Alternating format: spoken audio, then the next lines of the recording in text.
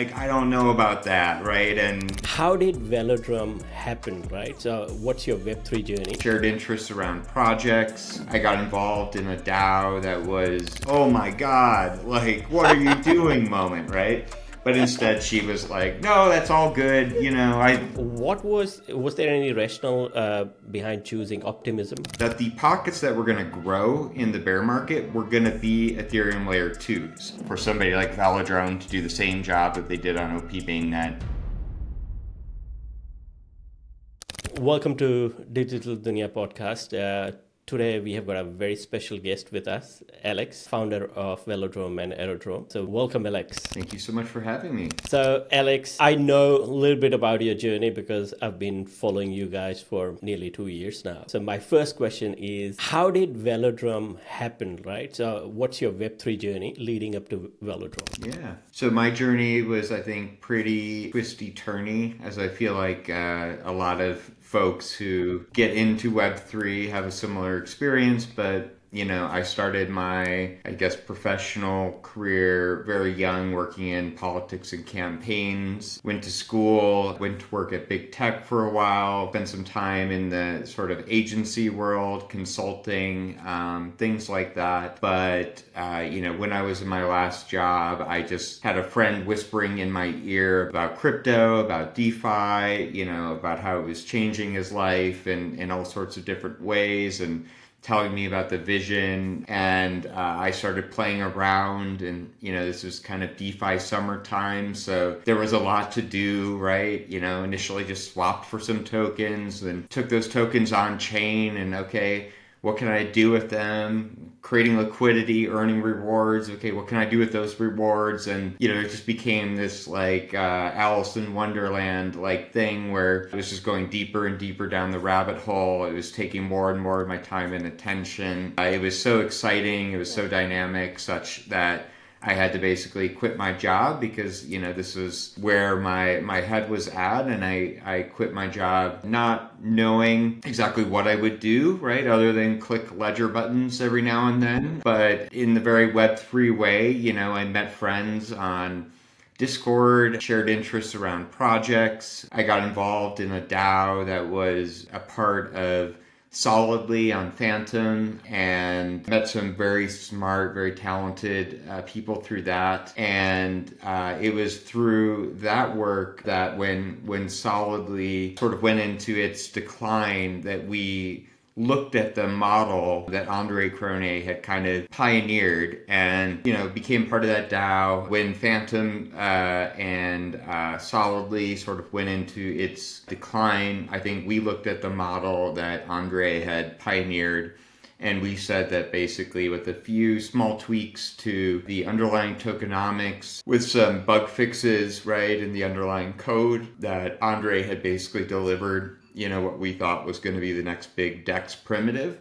And so if we took that, made those tweaks, found the right ecosystem to deploy it, that it could be very successful. And that's where, the rest of the journey, I think, really began. I clearly see, I did follow Solidly on Phantom and see, saw the meteoric rise of Solidly over there. And then also, sadly, the demise as well. So that's an interesting, obviously you took a lot of learnings from there. Was there any rationale behind choosing Optimism? Yeah, we basically looked at it like this. In retrospect, of course, that was, I think of Solidly as like the last big moment of the last bull market, right? Billions of dollars flowed into Phantom purely on the promise, right, of a new Andre project, right? And that's the sort of thing that only, I think, happens when you're still in that sort of full hysteria moment. And so, but our thesis was, it was starting to become apparent that, hey, things might be cooling off. We might start moving into a bear market. And we understood basically that if we were to go on this journey to launch a protocol, that we might be doing it like into headwinds. And so we had to develop a thesis, right? We had to develop a point of view on what was happening and what was going to happen. And what we sort of came to was, I think we were beginning to see the signs. It wasn't clear yet. And a lot of people told us we were wrong, that the alt layer 1 moment was going to be ending. The last cycle, right, was driven by, Avalanche, Solana, Phantom, and this idea that perhaps crypto or DeFi generally, we needed all of these chains. And I think our idea was that those were heavily propped up by investment and incentives, and basically that if everything was going to shrink again, right, capital was going to flow out, people who made it were going to go buy their mansions, never, never come back, and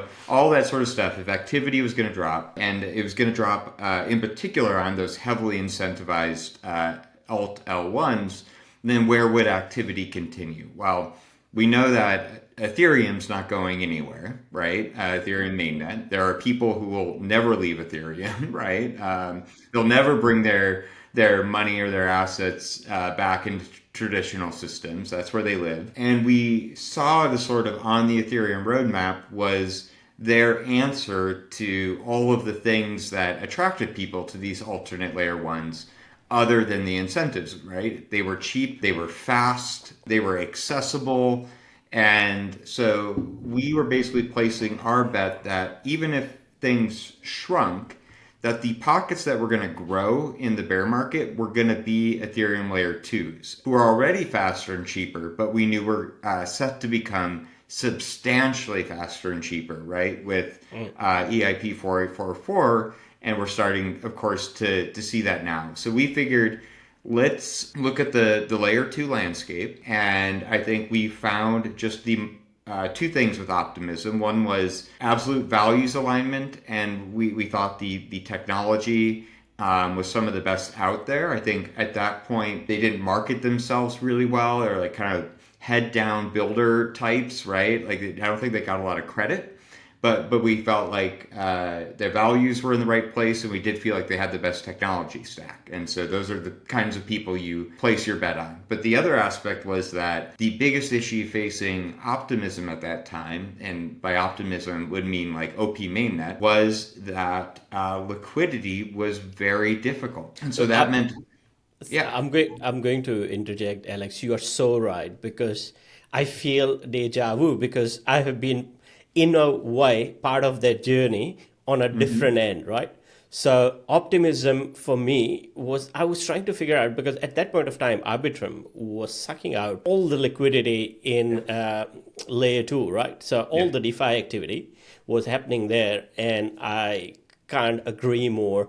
The moment Velodrome dropped in and it started growing in, and that balance was taking place, right? Slowly, Optimism was finding an app which is going to build DeFi for them. Sorry, that was, I couldn't help contain my enthusiasm for that point. No, you're exactly right. Like the issue, like they had some great projects, right? Synthetics was there, Thales, Lyra, Quenta, there were great projects building interesting things, but their growth was very much capped by the fact that they could not provision sufficient liquidity on their tokens. And then, of course, all of the tokens that are kind of necessary conditions for any DeFi and in particular Ethereum ecosystem to work. And so I think, Optimism looked at us and said, hey, we think this is a team that can potentially solve this problem. And by virtue of solving this problem, you're going to unlock growth not only for the existing projects that are there, like Synthetics, but you're also going to enable new projects to come deploy, build liquidity, grow the ecosystem, the network effects, and all of that fun stuff. And so that was like our initial mission there. And I think obviously we were incredibly successful. I think some people they talk about us as if we were early to Optimism, but we really weren't early to Optimism, right? Uniswap was there, Curve was there, like Sushi was there. Yeah, Sushi was there. We were not early, right? But we came in and solved, I think, the issue that Optimism was having at that time, and that was the giant unlock. And I think every protocol that is operating on Optimism has benefited from this. And, by virtue of just growing the ecosystem generally, I think, all the DEXs have benefited from it to a degree as well. No, that's completely right in saying that, Velodrome. I know all Optimism had the big name apps, right? But it's the user and the liquidity which Velodrome, that loop was created after Velodrome, that suddenly gave a lot of traction. At least from my point of view as an outsider, when I was looking in, I felt like, wow, this is getting really exciting. Yeah. And more importantly, on the ethos and the community of OP, right? Optimism. I can't agree more. I just find myself more value-wise, more aligned to Optimism. Yeah. In all the layer twos.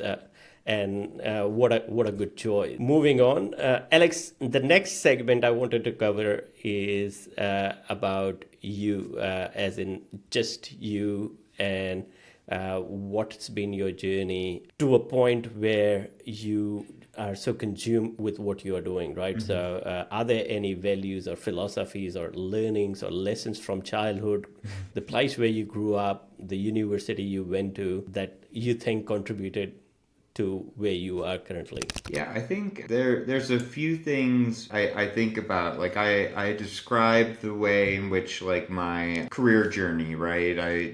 Working in politics and campaigns, working in technology, working in sort of the agency marketing consulting world. It's actually kind of funny because I really feel like the work that I do now is the combination of all of those things. Part of what motivates me about, crypto and DeFi generally, like at a values level, is the idea that we can take products, services, institutions, and we can remove all of the weight of them, right? All of the overhead of them, distill them just down to smart contracts. And if you align incentives properly, you can, without any centralized control, without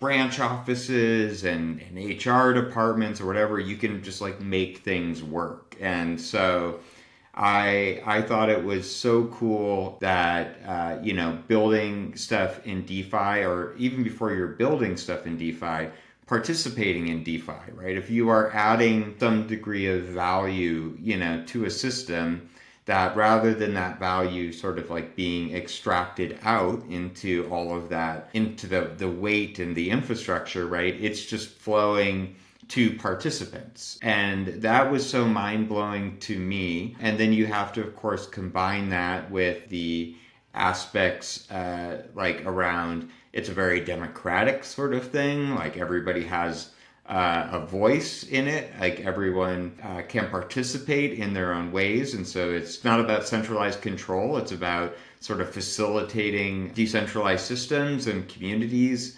And I think all of that just very much aligned with my own ethos and my interests, right? Whether it was politics, whether it was technology, or whether it was the work in helping businesses work and communicate better and all of that sort of stuff. So it truly felt like, wow, I'm going to blend all of the interests and all of the skill sets that I've developed to date and focus them entirely on, on projects, right? On contributing to these things larger to myself. And in the end, that's what motivates all of us, right? Is being a part of something, bigger than just ourselves. The purpose is always most important. Yeah. Sometimes we don't find purpose and we try and shoot assuming that what we want is the purpose. And that's a lesson I've learned personally as well, that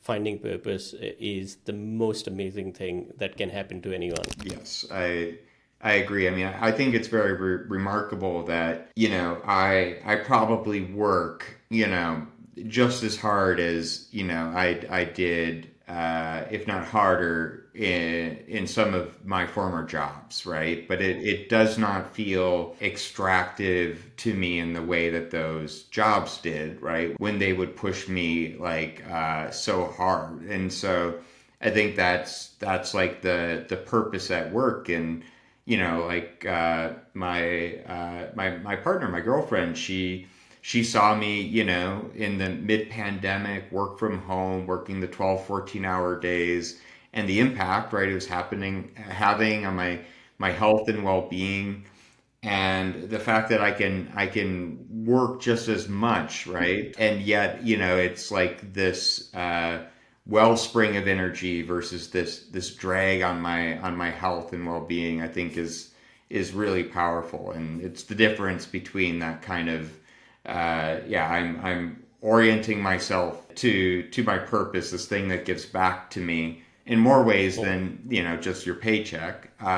Yes. Versus something that maybe you're even very good at, right? You're capable, but it is not rewarding you in the same ways. It's your Ikigai movement. I have you heard that word before? No. Ikigai is a Japanese word of finding something that you love, creating value out of that, and making that the purpose of your life, and combining economical value out of it. So you don't feel that you're working for a paycheck. You're working because you're enjoying, and it's taking care of everything else. Yeah. So that's my aha moment as well with Digital Duniya. And as I told you, that was my story starting this odd podcast. So it's good to see and connect with someone who I kind of feel from your conversation and information that you just shared that you have probably touched or found your Ikigai moment. Yes. Yeah. Okay, so moving on, Alex, the next point is, I know it is very intoxicating, Will. I am guilty of it, right? It's very hard to find anything else once you get into this rabbit hole. And especially with you, what you're doing, I'm sure there would be tons and tons of things that is required in Web3 with the project. But if and when you get that moment outside, what do you do? What's your outside joy of Web3? Yeah, I think the thing that brings me the most joy is just spending time with my girlfriend, with my partner, and the shared activities we do. So I think that's often just a lot of trips and travel. We love visiting new places. We love dropping into different cultures, exploring all of that sort of fun stuff. And it is fun that because crypto is such a global community, there's a lot of excuses, right, to go everywhere. I'm very happy I'm not in Dubai right now, given the weather, but there's always like a conference, there's always something somewhere in the world, and she often takes along with me and goes on the adventure with me, which I think is great. And then otherwise, it's my friends here, and the adventures that we have, movies, TV shows, stuff like that. Like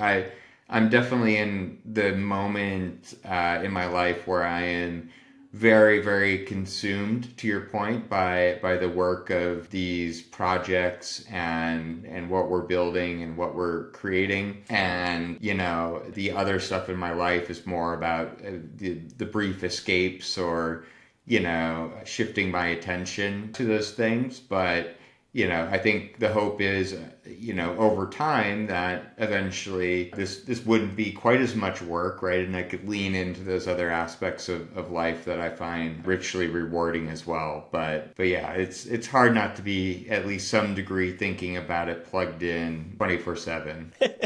Everything you're saying, it resonates with me so much because my journey is starting off, but it's so similar. I was going to ask you one kind of a tongue-in-cheek question. Is your partner into Web3?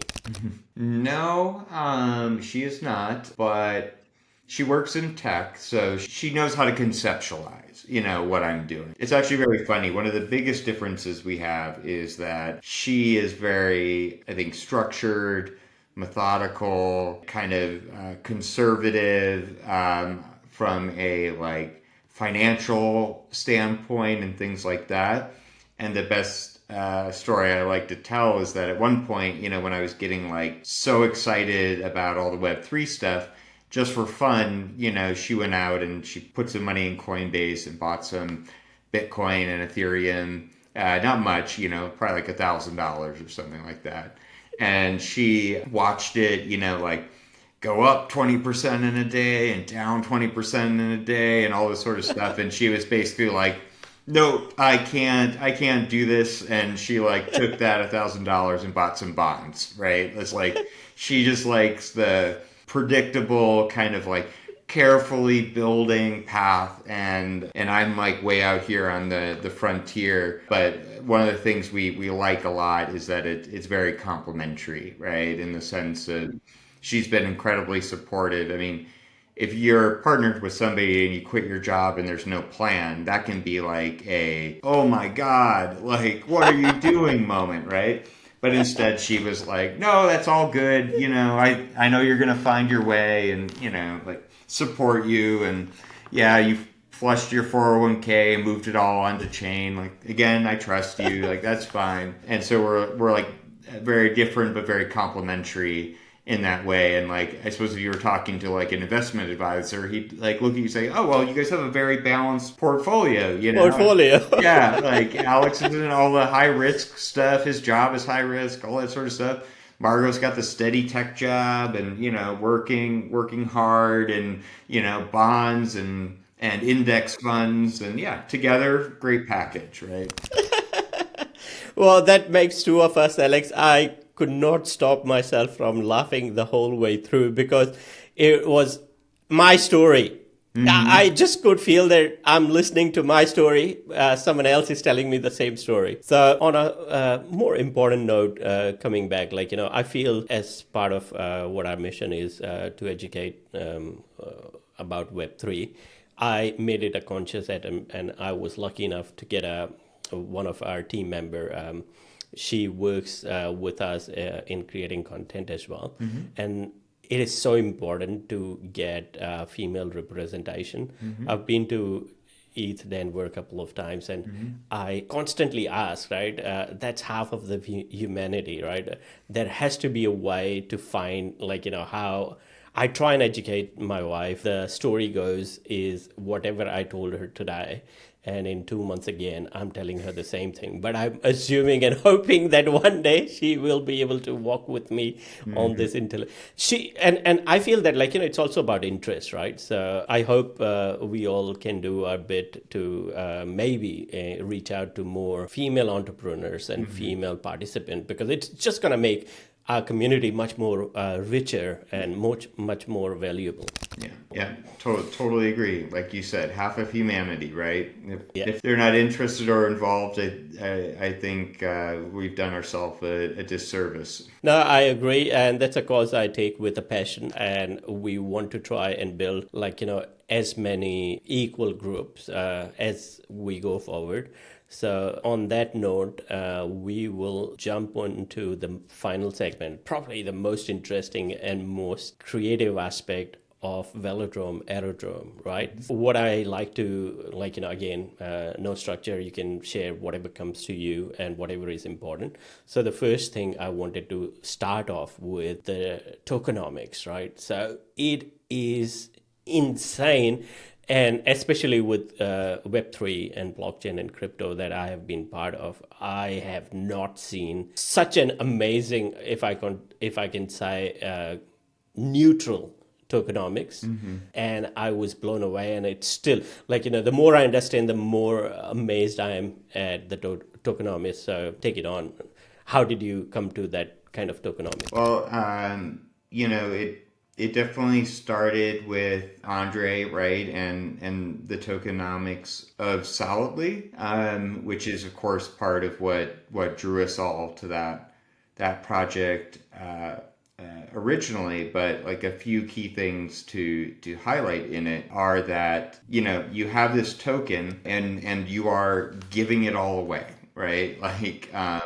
Through token emissions each week, through the initial distributions. There are no pre-sales, there are no private sales, there are no VC investors. There's none of the traditional ways in which, small connected groups of people get a big chunk and then, you're navigating this overhead of folks who got in early, their incentives versus those who get in later, their incentives, people who bought, a token before there was a market for it, and all of those dynamics that I think create a lot of reverse incentives. Likewise for like team allocation tokens. So like most projects, and this is what attracts a lot of people to build in Web3, they'll give team members like large liquid allocations of the tokens, right? And that also creates a bit of an interesting dynamic too on teams, because you're building not with the mindset of maybe longevity, and you're instead thinking about that vest date. And then when that vest date hits, I mean, essentially you've entered kind of a PvP mode of all these people who've worked so hard on this thing of like, who's going to dump their token first, right? And all this sort of dynamics. So like on the Aerodrome side is where we perfected this, of course. But yeah, no liquid team allocations, no pre-sales, nothing like that. There are locked tokens that go to the foundations. Those locked tokens are just used like any other locked token to vote for emissions, to earn back rewards. And so in that way, those foundations have the exact same incentive alignment as any person who chooses to like farm some tokens and lock them, which I think is great, right? We like the foundations are essentially the equivalent to any other token locker. So that's one aspect of it that I think is like very novel and unique. But the other aspect of it that I think is very important is, well, I think some people can look at the like VE tokenomics models and stuff like that, their eyes glaze over. It seems complicated. I think there's actually a lot of simplicity in it, in the sense of like, it's just a utility token. It's emitted as a reward to liquidity providers each week. The only use of it really is to take it and lock it if you want to. You don't have to. But if you lock it, then 100%, right, of the rewards that the protocol generates go to lockers as incentives. So we were talking at the beginning, right, about how these systems just remove all the middlemen and decentralized aspect, and thus the rewards for participation go to everybody, proportionally. This just means that, there's no one taking little slices and cuts out of those rewards. It just goes to the people who are voting each week. By voting, they are making sure that the system is optimized. The incentives make sure that they vote in optimal ways, just naturally. And it's just a really beautiful, I think, flywheel effect. And I think when I see tokenomics systems that are like overly wrought, complex, cutting 5% direct to team, 5% to, burning, whatever. There's all this sort of stuff. I just start to like roll my eyes a little bit, because I feel like it's just smoke and mirrors for some degree of like value extraction to confuse people, and all this sort of stuff. And that's not always the case. But I feel like it's often the case. And so I just love the simplicity of protocol makes tokens, earn tokens as rewards. You can take those, they have utility, and you are incentivized to use them with all of the rewards that the protocol generates. Just to clarify for our viewers, Alex, all the tokens that team has got, they are perpetually locked or locked for 4 years. And the only motivation is to participate in the project and to get the rewards on a weekly basis. Yes. Is that right? Yeah, exactly right. Yeah. That is so remarkable, because I have got a complaint against you, because after looking at this tokenomics, every tokenomics that I go through, and I'm like, it just does not feel right. It's not sustainable, or there's going to be a dump. So my expectations have gone so high. You have raised the bar so high that it creates lot of unexpected problems for people like me. Yeah, it's affected me in a similar way, right? Where now I look at, like I was saying earlier, I look at anything else and I just I don't know about that, right? And part of the foundations having never sold a token too, right, is in the emergent regulatory regime. We just know that the one thing, or I should say the first thing they will try to hang you on is selling tokens, right? And so that is just another reason that if you are truly betting on the decentralized vision and you are betting on the longevity of the system, even if this team were to disappear, right? The system keeps working. But that you just don't take any of those shortcuts.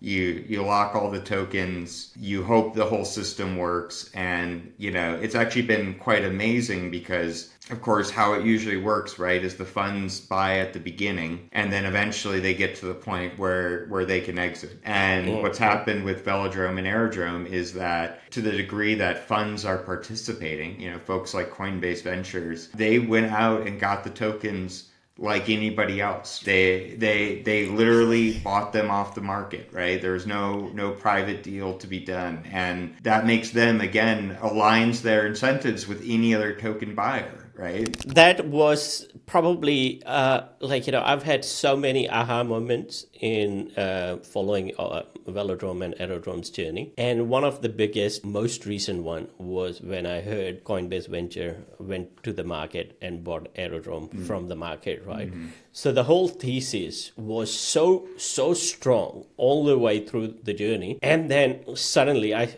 think it should not have happened again. The conviction was anyway built up, but it was nice point of approval. Yeah. Looking at, no, this model works. This is really the best model out there as of now in DeFi. Yeah. I pulled my neck out in saying that, I have not come across so evolved and so nuanced and so clear aligned vision, because there is always a risk of someone dumping, be it VCs, be it the team or someone, and it just does not feel right because it just does not connect with. I would not want someone to do that to me, and chances are I would not want to do it on someone else, right? Yeah. So this is why, guys and girls and everyone listening out here, I am so much consumed by Velodrome and Aerodrome.